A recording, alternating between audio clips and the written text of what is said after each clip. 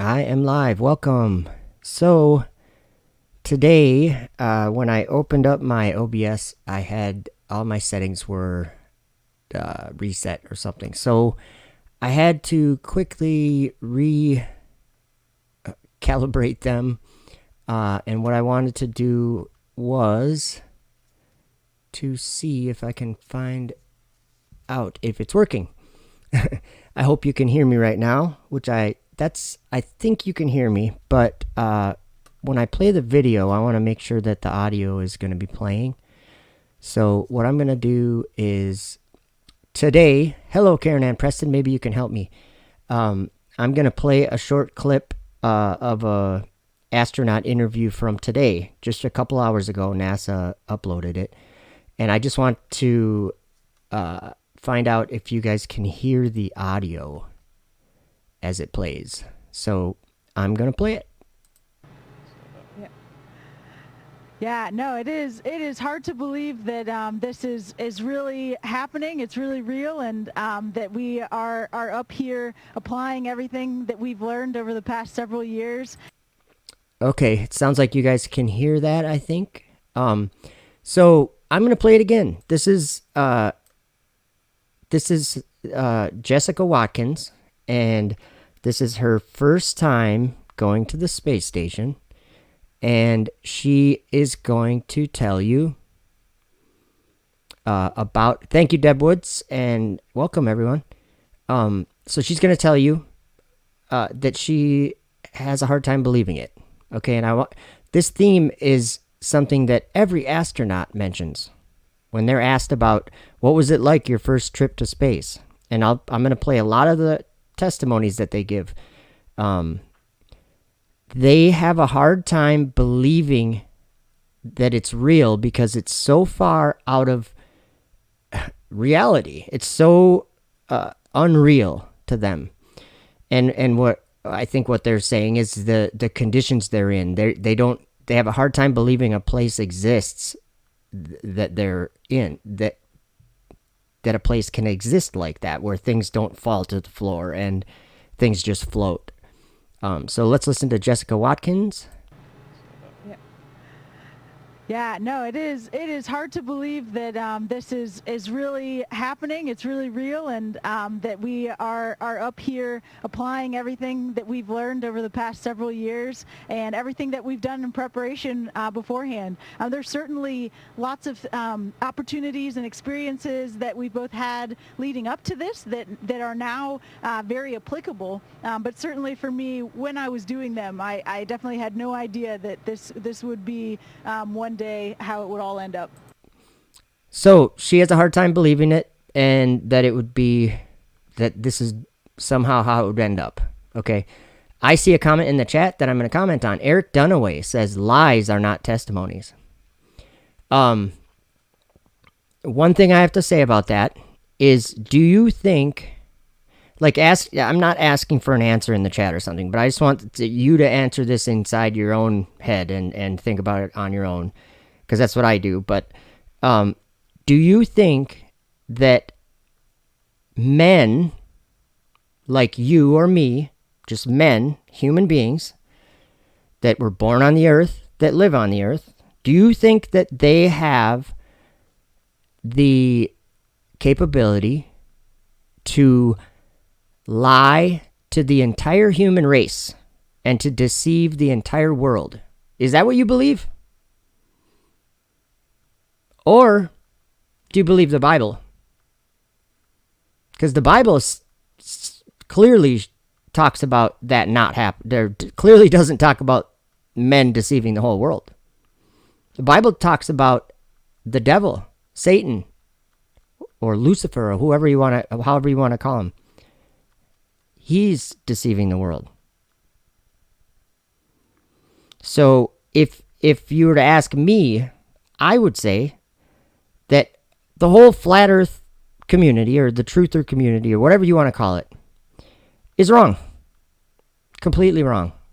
And this is not what this video is about, but since that comment was there, it's an opportunity for me to explain that it's ridiculous to think that Jessica Watkins on your screen right here, that she's a liar. unless she's not a human. And G.R. Cleave says, let no man deceive you. And that's a good point, because even our kindergarten teachers were deceivers. But were they liars? Were they lying, or did they just believe a lie? That's something very important to consider. Eric Dunaway says, no, I'm not deceived. They're not obeying Christ. Okay, so if you follow Christ, what G.R. Cleave just quoted Christ saying, let no man deceive you. So what is going on? And there's another verse that says, men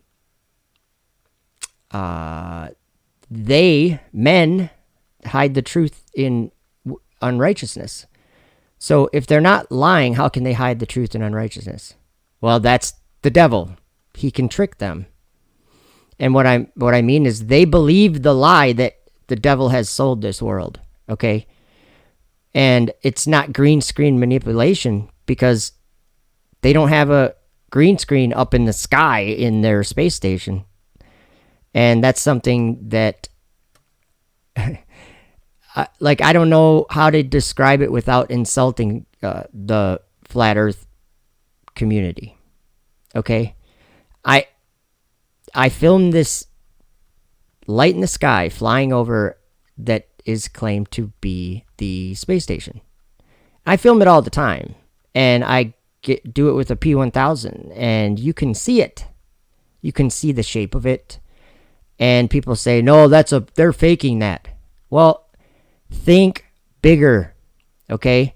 Men are not deceiving the entire world.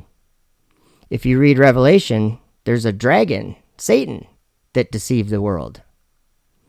And so it's something to consider. It's something very important to consider. Let's see here. We got more comments. Welcome, guys. Eric Dunway says, false indoctrination, all public schools. Yes, that's true. You know where the deception really comes is in the solar system. The idea that there's a solar system. God didn't create a solar system. He created the heaven and the earth, and the heaven was above the earth, and there's a lot that goes on in between those two. But he never created a solar system of darkness, a dark universe. So I like that. I like the comments coming in. So here's the statement I would make about who's doing the lying, okay? Because it's not just so straightforward. Is there a human being in the world hiding the shape of the earth? No, there's not. Is there a group of human beings in the world hiding the shape of the earth? No, there's not.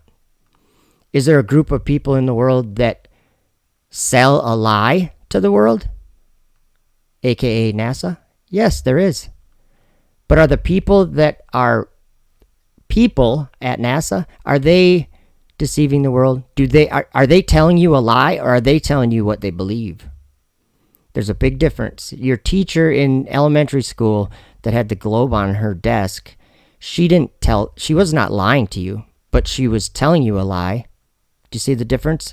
I'm not saying I define all this stuff. I'm just saying that there is a difference in someone's intention or their heart or whatever when they're telling you, yeah, this is where you live on this globe, and they point to what they understand to be reality. They point to that on that globe, and to them, there's no lie that they're telling. But the problem is that they're believing a lie, and then they're teaching it.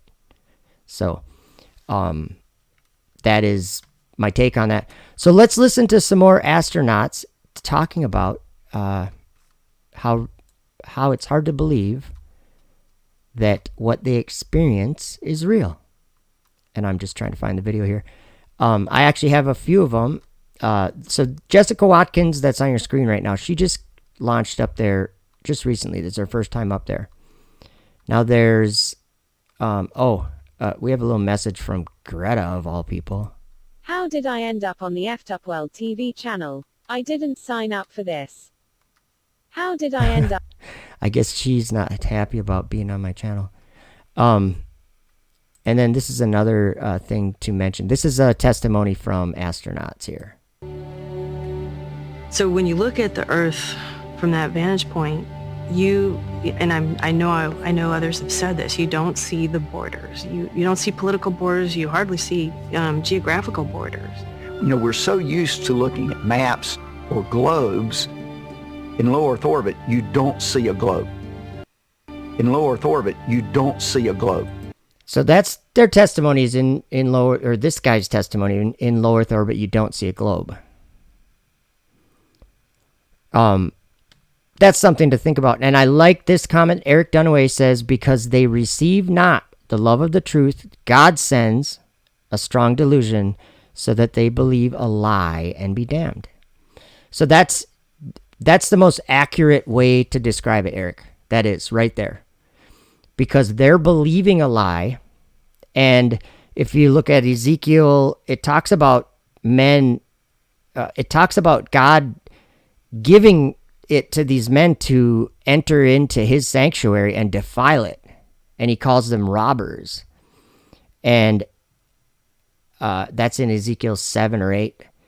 And then he takes Ezekiel up to his temple in heaven. Or it's between heaven and earth, okay? New Jerusalem. And Ezekiel is being shown all this stuff up there. And what is one of the things he sees up there? He sees 25 men facing the east, worshiping the sun. Think of heliocentrism. That's the solar system. That we orbit around the sun. Nobody orbits around the sun. Sorry, guys. That's something that we were all just taught by our deceived teachers. We have inherited lies and indoctrination. So, Eric Dunaway, I think it's very important because we're on the same page here of what's happening, but one difference is your comment here says made in a Hollywood basement. See, that's where it's different. There's no men faking space. There's men going to outer darkness on rockets or the shuttle. That's the difference. Is you're trying to call something CGI and fake that's actually happening. But it's not happening the way they believe it to be happening. Do you know what I'm saying? And this is in the book of Revelation, in the book of Daniel. The people want to talk about the beasts or Babylon the Great and all that stuff. And everyone that I have tried to hear out to listen to what they think is starting off in a place where I don't start off. The beasts that deceive the whole world, the beast system or whatever, that is space exploration. That's what it is. In Daniel 7, he saw 4 beasts, and those 4 beasts, that is he describes seeing, the first one was like a lion and it had eagle's wings.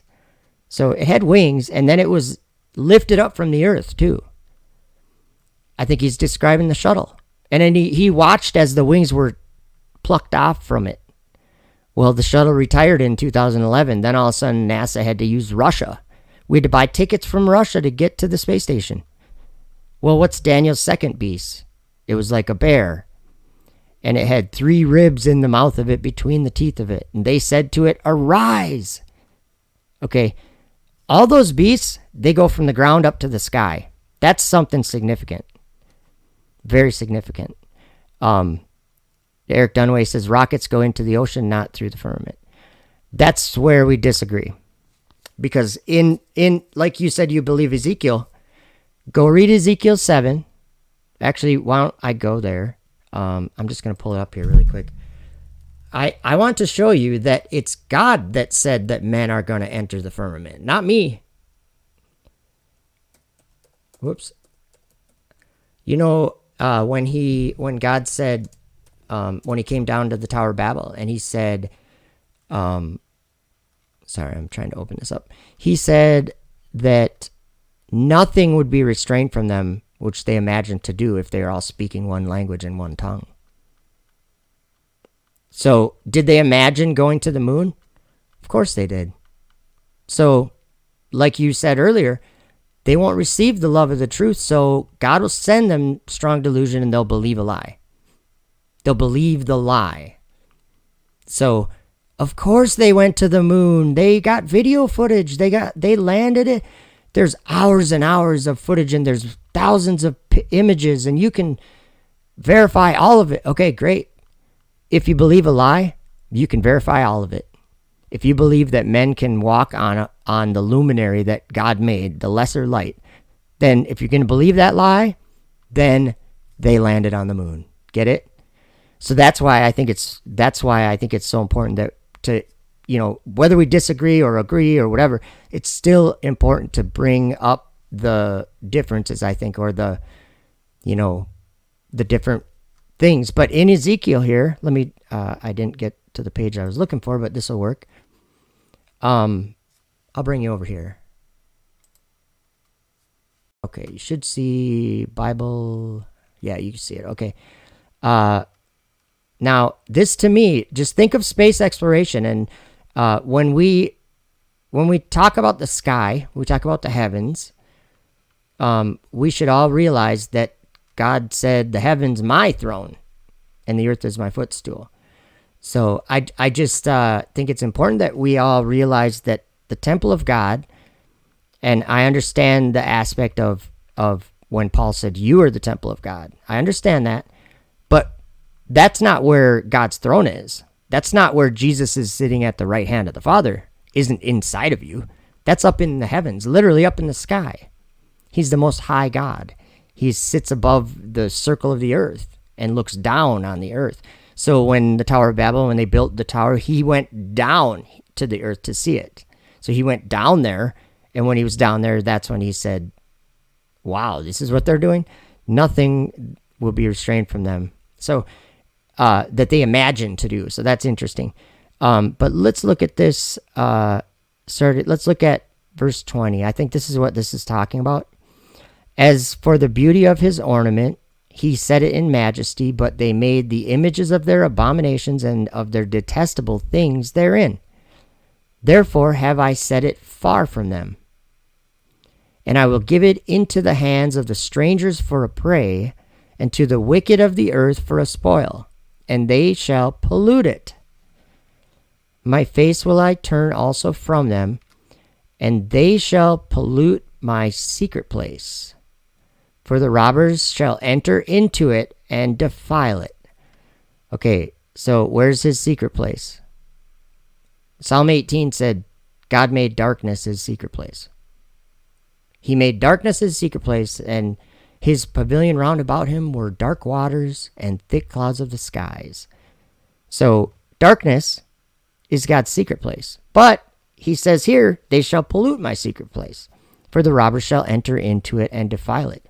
And I'll give you another example of men entering into the temple of God in heaven is in Revelation 11. Look, when he's told to measure the temple, and then he says, but the court which is without the temple leave out, and measure it not, for it is given unto the Gentiles, and the holy city, New Jerusalem, shall they tread under foot 42 months. Get it? So it talks about that in the book of Enoch, chapter 56. They shall go up and tread underfoot the land of his elect ones. That's New Jerusalem, guys. So there's a time in the end where people are going to go into the temple of God. And it's quite clear that that's up in the sky. Okay, let me give you one more example of this happening. And that's in Daniel chapter 8 or 7. That'd be chapter 8. Let's just look at that really quick. They go into his sanctuary and defile it. I think it's like verse 22 or something. Let's see.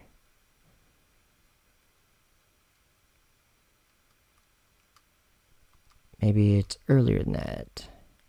Oh, here we go. Okay. Well, in verse 10 here, it says, it's describing this he-goat that Daniel saw, and he's describing it. It says, it waxed great even to the host of heaven, and it cast down some of the hosts and of the stars to the ground and stamped upon them. Tell me, are the stars in the firmament of heaven? Yes, they are. That's what Genesis 1 says. He placed them in the firmament of the heaven. The sun, moon, and stars. So this is saying whatever Daniel was watching, it flew from the ground and it flew up to the heavens and it went into the heavens and it cast some of the stars to the ground. Okay. But it says, look at this. It talks about a daily sacrifice, and it's going to talk about the sanctuary here. Yea, he magnified himself even to the prince of the host, and by him the daily sacrifice was taken away, and the place of the sanctuary was cast down. And an host was given him against the daily sacrifice by reason of transgression, and it cast down the truth to the ground, and it practiced and prospered. I think you guys know what this is talking about. But then it says, let's see here. Then I heard one saint speaking, and another saint, this is in Daniel's vision, another saint said unto that certain saint which spake, How long shall be the vision concerning the daily sacrifice and the transgression of desolation, to give both the sanctuary and the host to be trodden underfoot? So that right there, that's the same as Revelation 11. The Gentiles treading the holy city underfoot. And Enoch chapter 56. I'll just show you that one just so you guys can understand. This is not my idea, okay? This is straight out of the prophets of the scriptures. Okay, this is talking about, in those days the angels shall return. Verse 6, and they shall go up and tread underfoot the land of his elect ones. That would be, what's the land of his elect ones? That would be New Jerusalem. The saints go there, right? And the land of his elect ones shall be before them a threshing floor and a highway. What's a highway, guys? Isn't that some means of travel, how you would travel, right? But the city of my righteous, what's that? New Jerusalem, right? Shall be a hindrance to their horses. Anyway, okay. Let's go to hear some more astronauts. I didn't necessarily expect the video to go where it is going, but sometimes that happens. Okay, so let's listen to even some of the Apollo astronauts talk about how they have a hard time believing it. Where is this video? Well, here's a good one first. Let's listen to this young fella to get it started off right. Hello, my name is Lechko and I am 10. My question is, they say the universe is infinite and expanding. Can you say how something infinite can expand?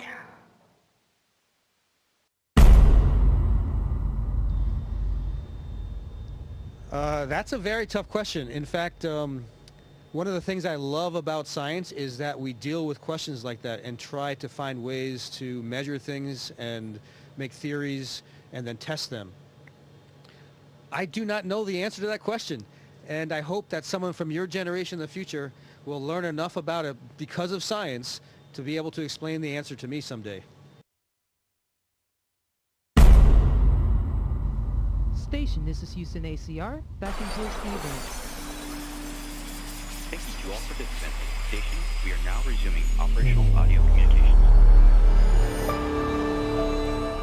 That's hilarious. How can something infinite expand? There's some of the stuff that NASA says is so dumb. Like some of the they do fumble up their own ideas and end up in places where they're like, oh, wait a minute, that doesn't make any sense. They're like, what was it? Something hydride. What was it called? I don't have the clip right here, but something like helium hydride. That's what it was. Helium hydride. NASA was saying, they made a video and it said, the first, molecule to ever exist is helium hydride. And then they said, in the same sentence, was for the first time just recently discovered. And I'm like, okay, so the first, you're saying it's the first molecule to ever exist, and you're just discovering it now. How do you know it's the first one to exist? They make no sense sometimes. So how does something infinite expand? Interesting. Okay, here we go. Astronauts talk about how they don't believe it. And that's something significant. And this video, pay very close attention to what they say, because like, if from the thing I was just talking about a little bit ago, like, if you believing that NASA's faking this and that there's men, you know, shooting the moon in some studio, I understand that, but try to separate your thoughts for just a second and separate away from that, you know, allow for a moment the idea that I'm saying that these people are all experiencing what they're experiencing, and it's an entire lie, the thing that they're experiencing, but it's sent from God. It's like a delusion that is real, but it's a lie. What I'm saying is, try to put yourself in the way of thinking that these, like, say, Apollo astronauts, that they actually believe that they went there. Okay? Because like I said, did they imagine going to the moon? They sure did. So God said that it wouldn't be restrained from them in that, you know, context. Here we go. It almost doesn't seem real. You could have convinced me I never went. I'll tell you, it is still difficult to believe that this is happening. I came back and my memories were there, but it almost didn't seem real. You could have convinced me I never went. And believing that it could happen, that it's hard to grasp it all. how insignificant really we are as humans. It almost didn't seem real. I think we tend to live in our bubble of our world that's here. It's difficult to describe exactly how it just feels different. So when you look at the Earth from that vantage point, I know others have said this, you don't see the borders. You don't see political borders. You hardly see geographical borders. You know, we're so used to looking at maps or globes. In low Earth orbit, you don't see a globe. In low Earth orbit, you don't see a globe. In low Earth orbit, you don't see a globe. The entire experience is actually very surreal. First, you're launched on a rocket. You're pulling G's, you're going out of the atmosphere, you're looking at the Earth for the first time, you're floating, everything is different, and it just is all just such a different experience that Everything just floats. And sometimes that is really difficult to believe that it could actually be true. it almost doesn't seem real. It's so amazing and such an incredible feeling that it's difficult to believe sometimes that it's actually happening. It almost doesn't seem real. In fact, when I did my space shuttle flight for 2 weeks in 2008, when I got back, you could have convinced me I never went. Difficult to believe that it could actually be true. You could have convinced me I never went. This experience is so unusual and so different than anything you've ever done in your life I didn't think that it would actually come true. that it's hard to grasp at all. Okay, so that was just two astronauts talking about how it's very hard to believe that it could actually be happening. And the girl that said that, she was actually floating in the space station when she said that. So that's kind of even weirder. She's like, right in the moment, she's saying it's hard to believe that this is even real. Right in the moment. So that's just something to think about. There's more, but I wanted to play one more clip of just a very recent astronaut.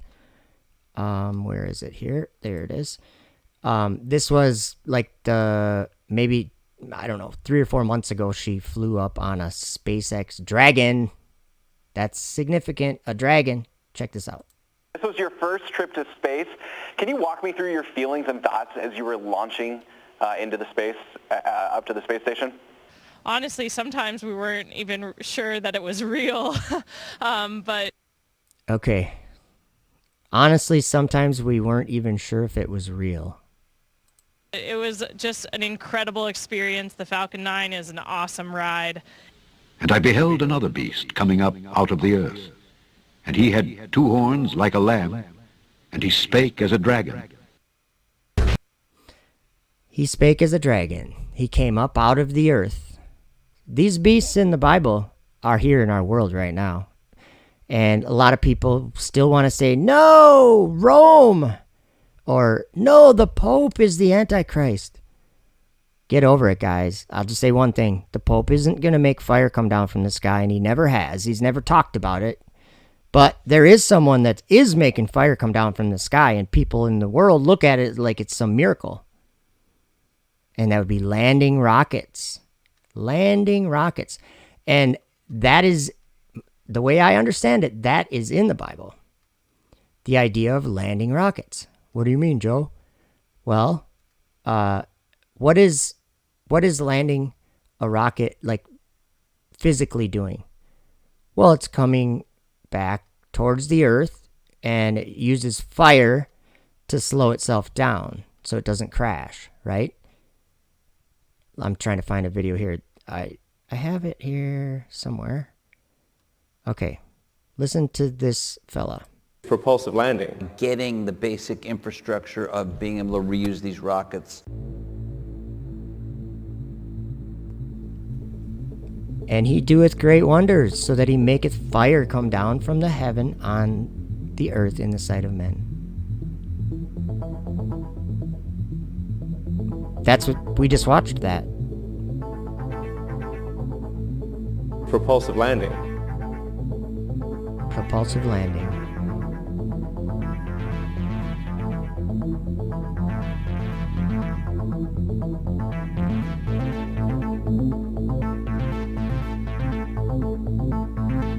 Getting the basic infrastructure of being able to reuse these rockets. Fast, you're going to do a final burn here in just a moment.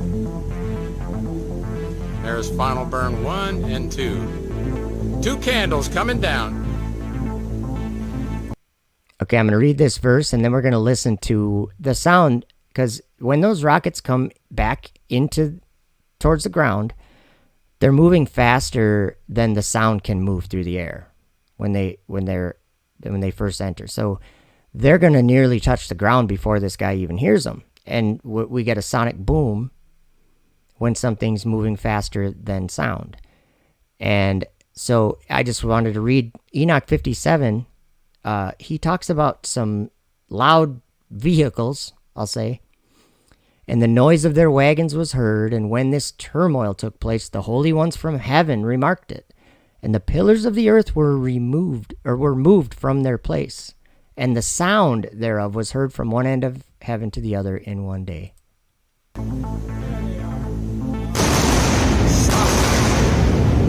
Double sonic booms.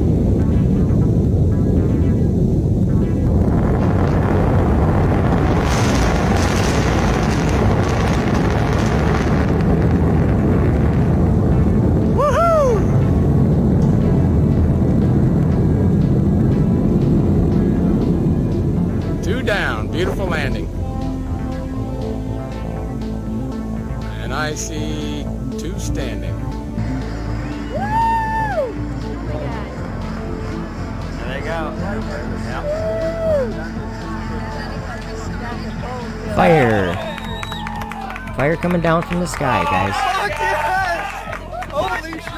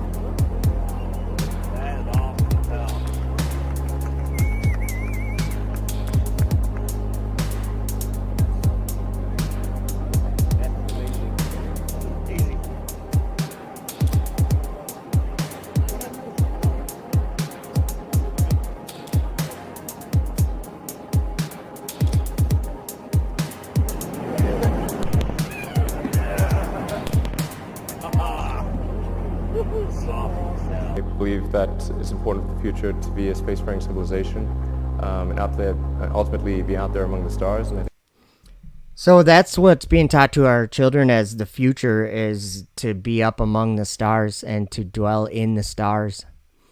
And if you read the Bible, God says things like, if you build your nest among the stars, that he'll bring you down. God lives in heaven, and that's his throne. Men do not belong there. He didn't give us dominion there. So let's go back to Apollo, and let's listen to kind of a sort of song that I made out of some of the Apollo astronauts talking about how they have a hard time believing that they went to the moon. So that's It right almost doesn't seem here real. somewhere. You Sorry. Okay, here we go. Well, I kind of have two moons in my head, I guess, whereas most people just have one moon. I look at the moon just like everybody else who's never been there. There it is, and I've always thought it was interesting. Whether it's full or a sliver or what have you. But every once in a while, I do think of the second moon, the one that I recall from up close. And it's kind of hard to believe that I was actually up there. I want to promise you I'm human. I pinch myself to find out whether it was really happening. I call the moon my home for 3 days of my life, and I'm here to tell you about it. That's science fiction. My father was born shortly after the Wright brothers. He could barely believe that I went to the moon. Just so you know, Capilicious 420, thank you. The echo, that was actually something that I put into the recording when I recorded or when I made the video. It was a couple years ago. But so we have the first one saying that he has 2 different moons that he is aware of. One is that the one he saw up close, and the other one is the one he sees like everybody else sees it. And he says it's hard to believe that I was actually up there, and that'll be in this song. And then this guy says his dad could barely believe that he went to the moon. And the other guy said it was, I lived on the moon for 3 days of my life. That's science fiction, he says. Hard to believe that I was actually up there. Barely believe. Science fiction. Barely believe. Science fiction. Barely believe. Science fiction. Barely believe. Science fiction. Hard to believe that I was actually up there. Actually up there. Science fiction. Actually up there. Science fiction. Because there's no gravity, you're floating. Because there's no gravity, you're floating. Science fiction. Because there's no gravity. Why has nobody been to the moon in such a long time? We didn't go there, and that's the way it happened. We didn't. And that's the way it happened. It didn't happen, and that's the way it happened. They'll make sure you go to school. Continue to just produce imagery of all types. And the more we put out there, the more real it becomes to everyone. And the more we put out there, the more real it becomes to everyone. And sometimes that is really difficult to believe that it could actually be true. It's difficult to believe that this is happening. It's difficult to believe sometimes that it's actually happening. And sometimes that is really difficult to believe that it could actually be true. You could have convinced me I never went.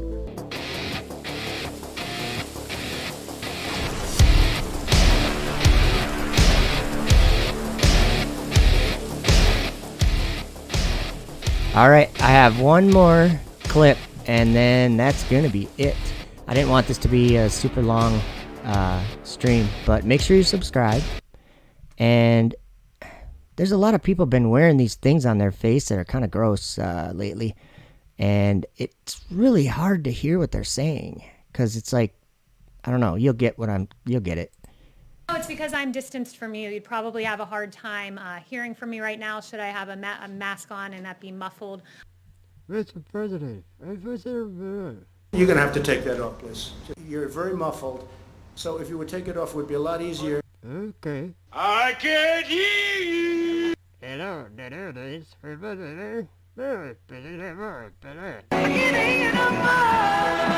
Yes.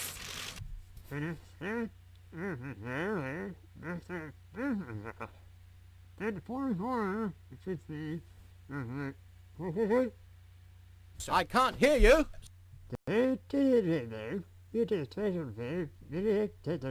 there. I said I can't hear you. I can't hear you. I can hear you! Sorry about that punching. You'll get with that. That was an accident. I accidentally played a video that I wasn't planning on playing until right after this video. But since I paused it, I just want to tell you guys thanks for hanging out and spread the word. Keep it true and thank you. So here we go. I can't hear you. You're very muffled. I can't hear you. I can't hear you! I can't hear you. I can't hear you. I can't hear you. Oh, it's because I'm distanced from you. You'd probably have a hard